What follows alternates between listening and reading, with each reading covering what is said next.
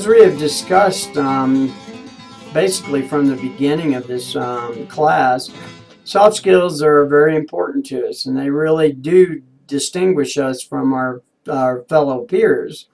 And they're somewhat difficult because they're not something that's readily apparent. It's kind of ingrained in somebody. So soft skills are best defined as a wide variety of business skills that falls into one of the following three categories: your interactions with your coworkers, your professionalism and or work ethic, and your critical thinking and problem solving. So, and interactions with coworkers is important. And you could also add in there the fact that it's also important with your interactions with anyone. So I would almost expand that category to say, generally, anytime you open your mouth, that's an interaction that you want to really work on improving your quality of performance or the way you present things. And each of these categories can be applied to almost any position in nearly every company. I don't know many people that have a job in which they don't speak at all. And that's one of the reasons we've seen such an influx or such a growth in higher education of developing these soft skills. And a lot of you guys that have gone to college recently, I'm sure, are familiar with the importance of learning how to use AutoCAD and knowing how to run the software is great, but that soft skill of understanding why that evolves into scheduling and why it deals with prefab and all those things are soft skills. So, if you're a good CAD monster and you can draw it, that's great, but you're not going to go much further unless you can see all the aspects of the soft skills associated with it. And in this section, we're going to kind of follow through a list of soft skills through some examples and explanations. The first category of soft skills includes the ability to interact effectively with coworkers and clients. And examples of this category include networking. And we all are very aware of how important this is. This is the building of strong relationships or alliances with others. And it's important in building connections across an enterprise. So you as a project engineer, the more you network, the more effective you're going to be when you get to the next job and the next job, because you've already established relationships with vendors, clients, engineers, architects, you name it. And the bigger you can grow that network and the more professionally you're respected within those networks, the easier your job is going to become in time. And communication is the effective sharing of information with others, including our oral, written, and even nonverbal. And as we go through this entire class, we've gotten through the nonverbal so far.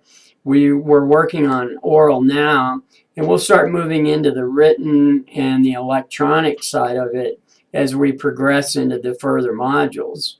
And teamwork and collaboration is the ability to work successfully in a group setting, including the role of being the team player. And team players don't become good team players if they can't communicate.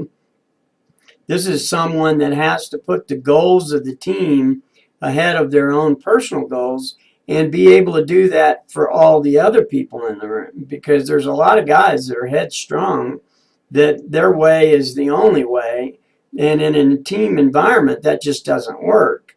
So what we're really trying to do through your communication skills is to be able to influence those people to open their mind and be more open and interactive so that the team can succeed with the goals that they are. And let's face it, in today's society is moving as quickly as we are with technology. There's very few jobs that one person can do by themselves. I don't think I could go build a 50-story building by myself. And it's all about the team. So the better you build the team, the more successful and the more fun you're going to have in building newer and greater and bigger things. So, and the final one is really kind of difficult for a lot of people, but demonstrating empathy. And empathy is the capability to share one's feelings with others, as well as understanding the emotions of others. And there's a big difference between empathy and sympathy. And if you don't understand empathy, you may become more sympathetic, which only serves to upset the other person. They don't want your sympathy, they just want to be understood. So as you get better and better in your skills, then your empathy will grow and be able to build these teams that are empathetic so that everybody is working for the common good of the goal of the team. And that's a very, very important distinction that you will learn through time as you progress in your verbal skills. So the second category of soft skills focus on how well a person conducts himself or herself at work. So it doesn't just work that we go in there and we have a great voice and we're really quite, interesting to hear. We still have to play the part.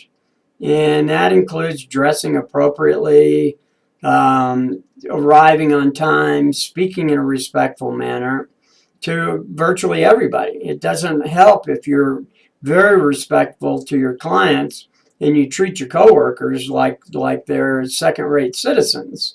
So you really, and it's the same with vendors. Some people really get an attitude towards vendors and they treat them that way. And guess what? It does come back to haunt them, although they may never realize it. Once the vendor knows he's been selected and he's been put into a caste system per se, he's going to act in his best interest and he's not going to care about you whatsoever. So that's part of the professionalism, integrity, acting in a truthful and honest manner. And that comes over time. Your integrity is only based on your actions up to that point.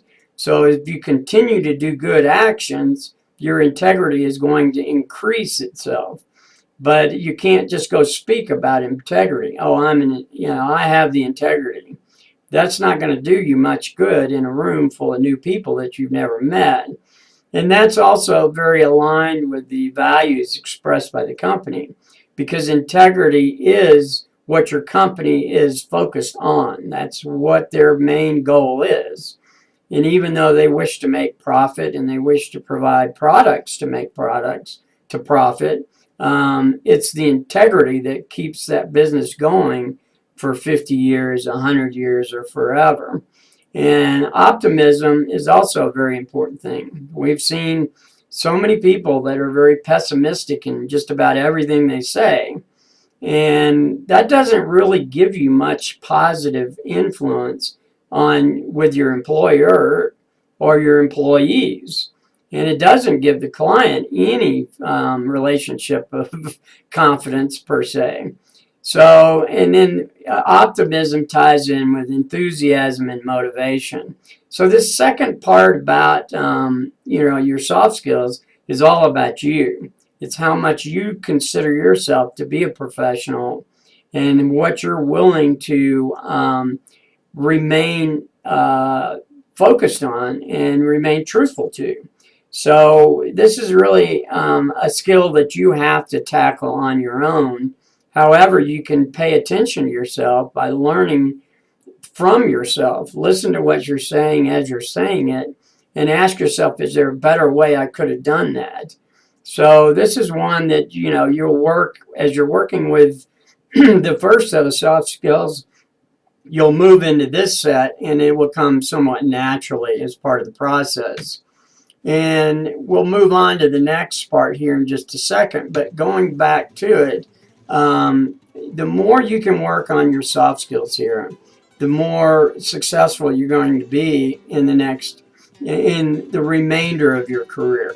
So it's not an action that requires a lot of work per se, and it's something that you can do every day, even in your personal life. When you go to church and you go to your family and the people that are your friends, use that, and it's only going to make you feel much more in control of your life, and hopefully it'll really advance your personal feelings toward yourself and your families. So we're going to go ahead and move on to chapter 3 here.